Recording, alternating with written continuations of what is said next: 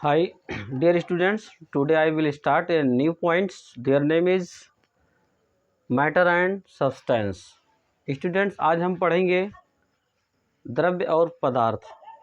ये द्रव्य और पदार्थ क्या है, इसके बारे में हम पूरी जानकारी आपको देंगे। अगर समझ में नहीं आएगा तो मेरे चैनल को अनसब्सक्राइब भी कर सकते हैं। First of all we discussed about the matter. The anything that has mass and occupies space is called matter, right? यानी ऐसी चीज़ें जिनमें मास हो और स्थान घेरती हो उन्हीं को हम क्या बोलते हैं, मैटर या द्रव्य। मेरे कहने का मतलब जो है students, everything is matter in the world is everything is matter in the world, but light is not matter because light has no weight and can not take space. Students, इस परिभाषा से आपको क्या लगता है, देख लीजिए। Anything that has mass, mass देख लीजिए, मास का अर्थ होता है भार से, व द्रव्यमान से और वजन से। अगर कोई वस्तु, जैसे मेरे हाथ में एक पेन है, पेन का कोई ना कोई तो भार होगा, वजन होगा।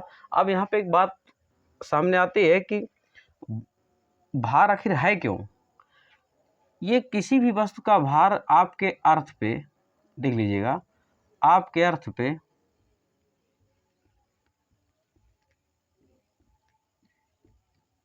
यह है अर्थ का एक sample.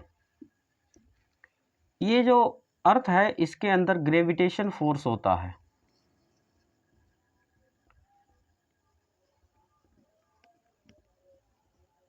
That force which attracts the all the things of the world towards the centre of the earth is called gravitation force. इसी ग्रेविटेशन फोर्स के कारण वस्तु में भार का एहसास होता है और वस्तुएं स्थान घेरती हैं। जैसे एक छोटा सा हम स्पॉट देते हैं, अगर इसमें इस पेन को डाला जाए तो नहीं जाएगा, क्यों? Because there space is high large than this hole, मतलब इस होल की तुलना में इसका जो स्पेस होता है वो काफ़ी ज़्यादा है, इसलिए हम ये नहीं कह सकते कि इसमें से चला जाएगा। आप भी एक प्रकार के मैटर में आते हैं, द्रव्य में आते हैं। जो भी द्रव्य होते हैं वो स्थान घेरती हैं। द्रव्य के दो खास पॉइंट मैं आपको बताने जा रहा हूँ। पहला खास पॉइंट स्थान घेरना, दूसरा खास पॉइंट भार होना। भार होना या वजन होना, जिसको दूसरी भाषा में हम गरु भी बोल सकते हैं। तो ये दो खास पॉइंट्स हैं जो बताते हैं कि ये मैटर है। ठीक है, अब हम पढ़ेंगे स्टेट्स ऑफ मैटर, यानी द्रव्य की अवस्थाओं के बारे में। ये डिफिनेशन आप याद है, यही बेसिक पॉइंट है जिसमें स्टूडेंट्स कंफ्यूज हो जाते हैं और समझ नहीं पाते हैं किसी बात को कि मैटर आखिर है क्या। यहीं से शुरुआत करते हैं हम साइंस की, राइट। तो हम पढ़ेंगे, वैसे तो देखा जाए इनकी 5 स्टेजेज हैं, लेकिन हम 3 स्टेज के बारे में आपको डिटेल में डिफरेंस बताते चले जाते हैं। ठीक है, देखिए, matter has been divide into 3 parts. Their name is solid, liquid and gas. ठीक है, अब इन तीनों में डिफरेंस अच्छे तरीके से आप समझ लीजिए। ये डिफरेंस बेसिकली बहुत ही इंपॉर्टेंट है आप लोग के लिए। जब तक इस बात को आप समझेंगे नहीं, आप कोई समझ में नहीं आएगा। देखिए, इन तीनों में डिफरेंस देख लीजिए। जितने भी डिफरेंस होते हैं, आज हम इन सारे डिफरेंस के बारे में चर्चा करेंगे। पहला क्या होता है, मॉलिक्यूलर स्पेस।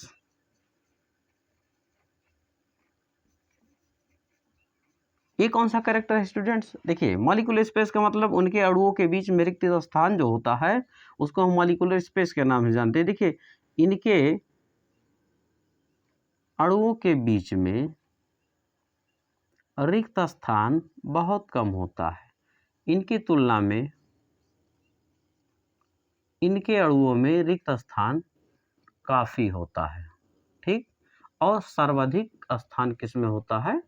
गैसेज में। अगर पूछा जाए रिक्त स्थान किस में ज़्यादा होता है, तो आपका आंसर होगा गैसेज। सबसे कम किस में होता है? सॉलिड में। ये तो था रिक्त स्थान। अब हम बात करते हैं volume and shape. Volume and shape, आयतन और आकृति, देखिए इसका आयतन और आकृति दोनों ही निश्चित होता है, इस बात को ध्यान में रखिएगा। इसका आयतन निश्चित होता है लेकिन आकृति निश्चित नहीं होती है। आइए हम लिक्विड की थोड़ा सा बात करें। जैसे हमने लिया 1 लीटर पानी, अब उस 1 लीटर पानी को या तो आप पाइप में डाल दीजिए पतली सी, या फिर ज़मीन पे फैला दीजिए, तो इसका मतलब है नहीं कि 2 लीटर बदल जाएगा, तो आयतन तो 1 ही लीटर रहेगा।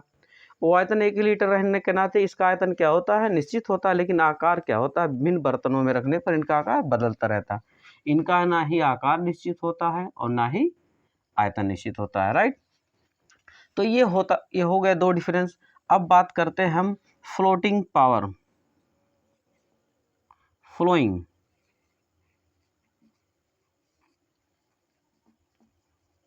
ये फ्लोइंग पावर क्या होती है, बहने का गुण जिसको कहा जाता है। स्टूडेंट्स, जो बहने का गुण होता है सॉलिड में तो बिल्कुल नहीं होता है, क्योंकि सॉलिड में बहने का गुण होता तो आज हम अपने मकान को और अन्य पेड़ों को अन्य वस्तुओं को बांध कर रखते, क्योंकि वो बहकर दूसरे जगह जा सकते। तो यहाँ पे बहने का गुण बिल्कुल नहीं होता। पानी में होता है बहने का गुण, कहाँ से कहाँ तक, टॉप टू बॉटम। कहाँ तक, टॉप टू बॉटम। इसका मतलब क्या होता है स्टूडेंट, टॉप टू बॉटम का मतलब होता है ऊपर से नीचे की तरफ। ये पानी का फ्लो हमेशा ऊपर से नीचे की तरफ होगा स्टूडेंट्स। कहीं भी आप पानी डालते होंगे तो जहाँ निचली सतह होती है उसी तरफ पानी बहकर चला जाता है। और गैसों में जो बहने का गुण होता है वो चारों दिशाओं में बराबर मात्रा में होता है, इसीलिए गैसें हमेशा आपको मिलती रहती हैं, बट पानी कहीं नहीं मिलेंगे जल्दी, बहुत कम मिलते हैं। लेकिन गैसें जो होते हैं वो हर जगह आपको व्याप्त होते हैं, क्योंकि ये गैसों के अणु एक दूसरे से टकरा कर अपना मार्ग क्या करते हैं, बदलते रहते हैं। ठीक है, जिस प्रकार से किसी कॉर्नर पे बॉल को पटका जाए तो दूसरे कॉर्नर पे जाके टकराती है, ऐसे इनके अणुओं के बीच में क्या होता है, टक्कर होता है। वो टक्कर के कारण अपना मार्ग बदलते रहते हैं। तो मेरे कहने का मतलब जो गैसों में बहाव होता है किस तरफ होता है, बराबर होता है, सभी दिशा में होता है। तो ये था आपका तीसरा पॉइंट। अब हम चलते हैं चौथे पॉइंट पे, इफेक्ट ऑफ हीट। क्या, इफेक्ट ऑफ हीट। हीट क्या है, हीट को हम बोलते हैं स्टूडेंट उष्मा। Heat is a type of energy who determine the temperature of the body और एनीथिंग्स। मतलब ऊष्मा क्या है, एक प्रकार की ऊर्जा है जो किसी वस्तु के टेम्परेचर को बताती है कि ये वस्तु कितनी हॉट है या कितनी ठंड है। जब हम दो वस्तुओं का कंपैरिजन करते हैं तभी हम बता सकते हैं कि ये गर्म है या ठंडा है, राइट। तो देखिए ऊष्मा का प्रभाव सबसे ज्यादा किस पे होता है, गैस पे सबसे कम। क्यों, इसमें ऊष्मा अगर डाली जाए तो बहुत देर में यहाँ तक ऊष्मा पहुंचेगी, राइट। और द्रव में ठोस से ज्यादा,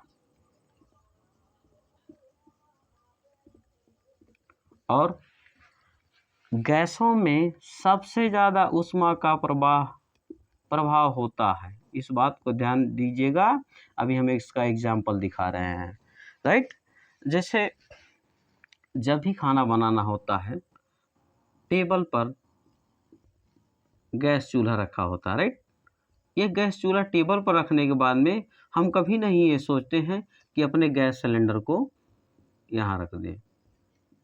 क्यों, क्योंकि इसके अंदर से जो ऊष्मा निकलेगी, इवॉल्व होगी, वो इस सिलेंडर को गर्म कर सकती है, जिससे गैस के अणुओं की गतिज ऊर्जा बढ़ जाएगी और जो सिलेंडर होगा आपका वो ब्लास्ट कर सकता है।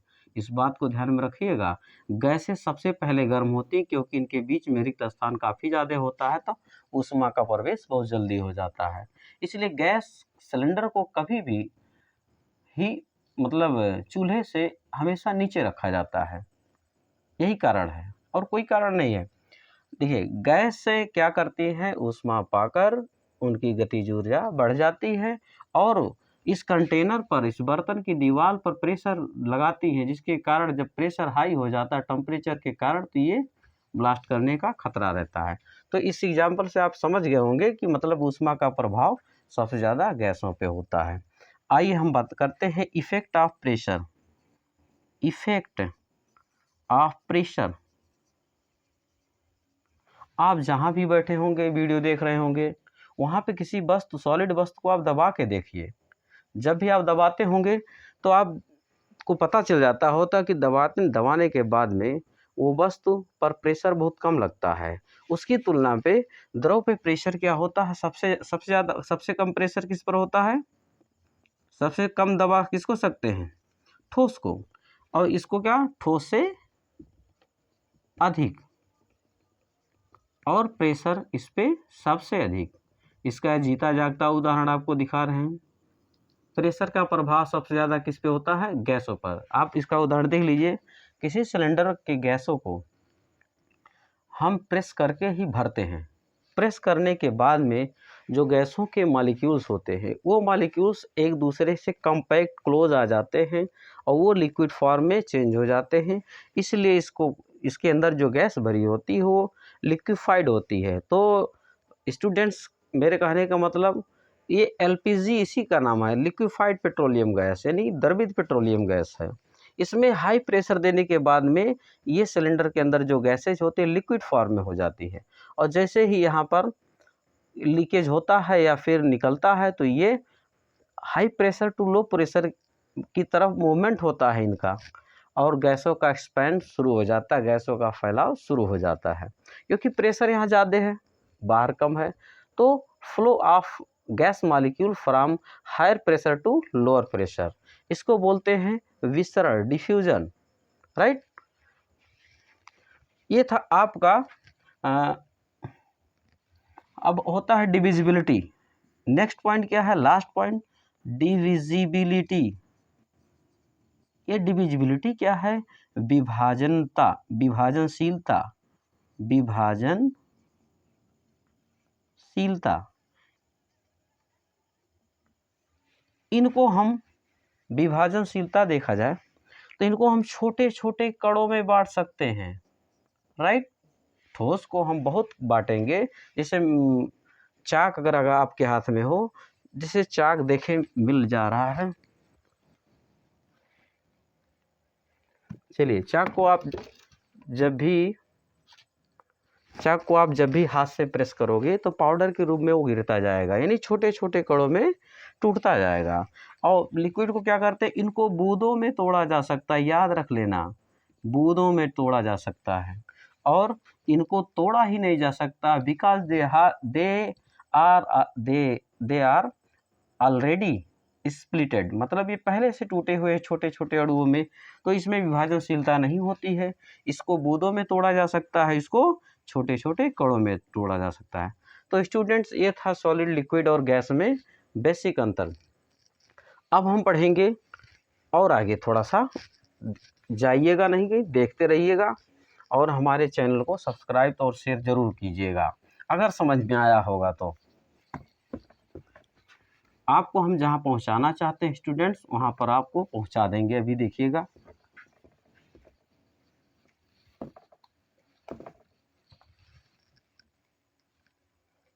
ठीक है, देखिए, मान लिया हमने लिया क्या, चाक लिया, एग्जाम्पल के तौर पर।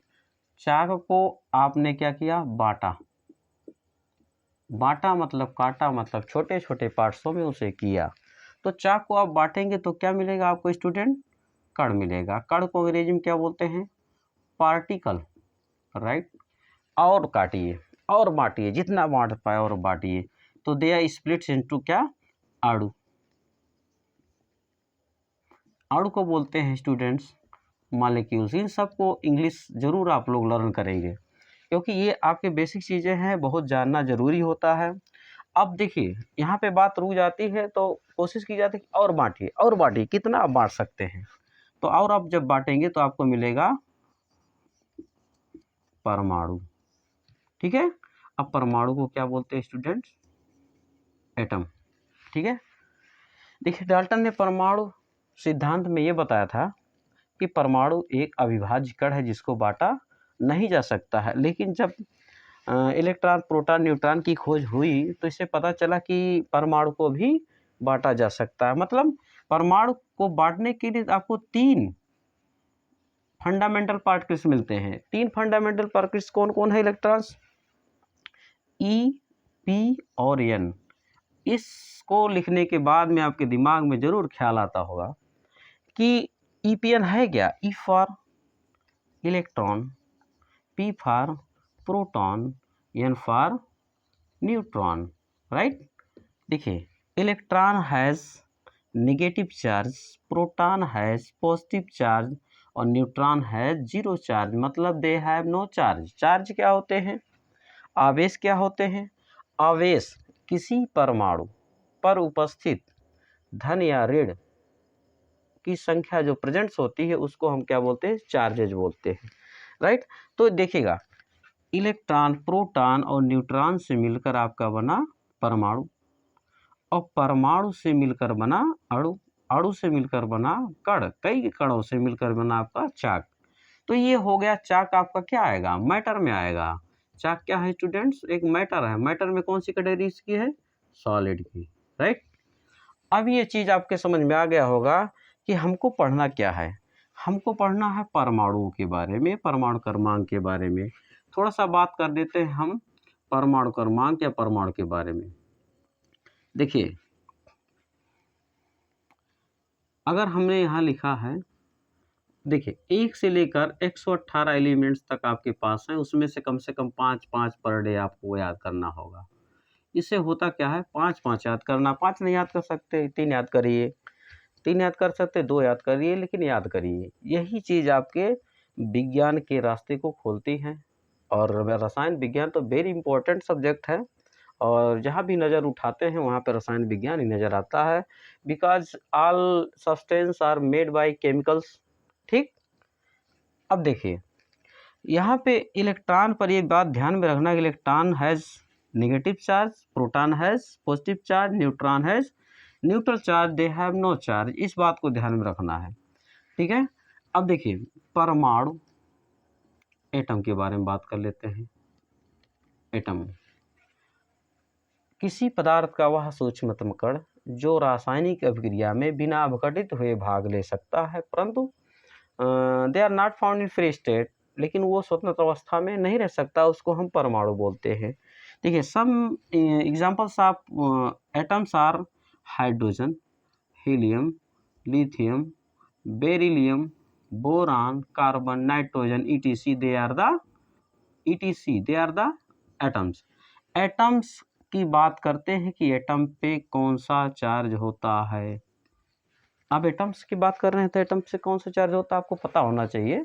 Atoms has no charge, it means इस पर भी चार्ज नहीं है, इस पर भी चार्ज नहीं है। इसका क्या मतलब है?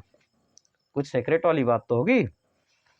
तो यहाँ पे स्टूडेंट एक बात बता दे रहे हैं आपको कि इसका मतलब ही नहीं यहाँ पे चार्ज नहीं है तो ये आपका न्यूट्रॉन हो गया, ये मतलब नहीं है। परमाणुओं पर कोई आवेश नहीं होता है। जैसे हम दिखा दें आपको, Cl दिखा दिया आपको, Cl फॉर क्लोरीन 17 नंबर्स पे है। अब यहाँ पे क्लोरीन जो आप देख रहे हैं इस पर कोई चार्ज नहीं नज़र आ रहा है। क्यों नहीं नज़र आ रहा भाई? एक फार्मूले से आपको मैं बता दे रहा हूँ। एक फार्मूला आप याद रखिएगा सदैव, वो आपके काम आएगा। भविष्य में आप दूसरे को बताएंगे, पढ़ाएंगे, तब भी आपके काम आता रहेगा। एक फार्मूला है क्या? Z बराबर E बराबर P। What is Z? और एक फार्मूला दे रहे हैं, A बराबर होता है P प्लस N, राइट। यहाँ पे Z क्या है? What is Z? Z is atomic number. E for electron, P for proton. इसका मतलब क्या? अगर आपको Z पता है, Z पता है तो आपको इलेक्ट्रॉन भी पता है, आपको प्रोटॉन भी पता है। अगर प्रोटॉन पता है तो इलेक्ट्रॉन पता है, और क्या? Z भी पता है, मतलब परमाणु क्रमांक भी पता है। तो यहाँ पर इलेक्ट्रॉन और प्रोटॉन की संख्या दोनों क्या होती है स्टूडेंट्स? बराबर होती है। मान लिया हमने Cl का एग्जाम्पल दिया था, तो इसके पास देखिएगा इसका परमाणु क्रमांक होता है 17, मतलब ये आपका Z हो गया। तो जितना Z है उतना ही आपका E है, उतना ही आपका P है। तो ये 17, ये 17, यानी इलेक्ट्रॉन की भी संख्या 17, प्रोटॉन की भी संख्या 17 और परमाणु क्रमांक भी संख्या 17। तो हमने आपको बताया था कि इलेक्ट्रॉन पर नेगेटिव चार्ज होता है, तो यहाँ पे कितने नेगेटिव्स हो जाएंगे फ्रेंड्स, -17। यहाँ पे कितने प्रोटॉन हो जाएंगे, +17। अब इनको ऐड कर लीजिए। ऐड करने के बाद में आपको एकदम समझ में आ गया होगा, यहाँ पे इनका ऐड करने पर क्या आएगा, 0। तो we prove that atom has no charge. हमने आपको बताया ना कि एटम्स के पास कोई चार्ज नहीं होता है। एक कन्फ्यूजन आपको हमने दूर किया इसी से।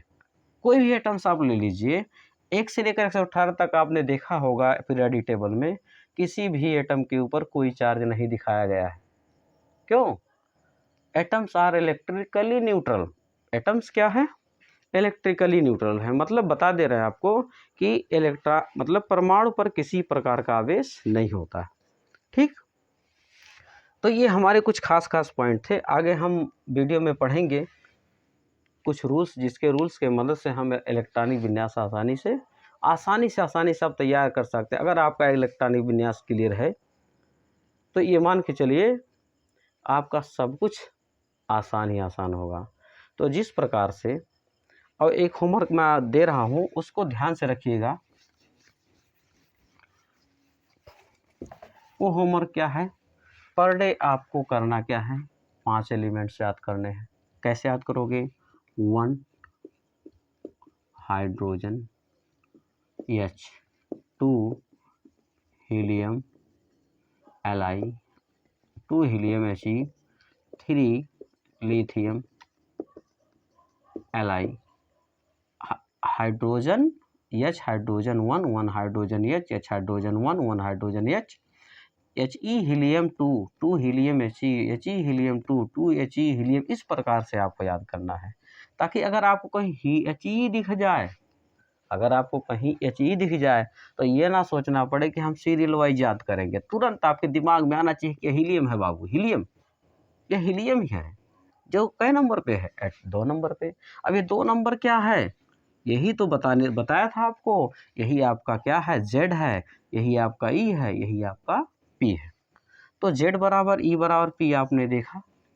तो हमने बेसिक चीज़ें आपको, ये कसम खा लीजिए कि हमें पर डे 5 एलिमेंट्स याद करने हैं। जब ये याद हो जाएंगे तो आपके लिए केमिस्ट्री तो बिल्कुल ईजी लगेगी, कोई रोक नहीं पाएगा। केमिस्ट्री के साथ साथ बायोकेमिस्ट्री, जो बायो का चैप्टर है, न्यूक्लिक एसिड है, और तमाम प्रकार के चैप्टर हैं जो इससे रिलेटेड हैं, आपके समझ में एकदम क्लियरली आएंगे। तो स्टूडेंट्स, आज हमने जो भी टॉपिक्स बताए हैं उसको अच्छे तरीके से स्टडी कर लीजिएगा, 2-4 बार देख लीजिएगा। ना समझ में आएगा, you can also contact to me, right, with the help of message, comments। Students, और लोगों को आप शेयर करें। वेलकम, आप आवास क्लासेस को सब्सक्राइब करें, यही आपसे गुजारिश है।